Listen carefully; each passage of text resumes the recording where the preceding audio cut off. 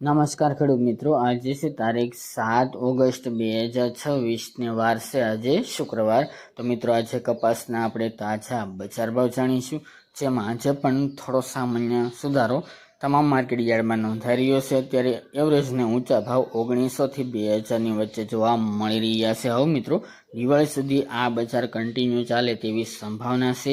તેની સાથે અત્યારે રૂ ઘાસડીના ભાવમાં પણ સુધારો જોવા મળી રહ્યો છે, પરંતુ હવે મિત્રો નવી આવકો શરૂ થાય તે ઉપર બજારનો આધાર દેખાઈ રહ્યો છે। બાકી દિવાળી ઉપર ભાવ કેવા રહે છે તે આગામી સમયની અંદર જણાશે। તો ચાલો મિત્રો આપણે જાણી લઈએ કે તમામ માર્કેટ યાર્ડની અંદર આજે કપાસના ભાવ શું ચાલી રહ્યા હતા।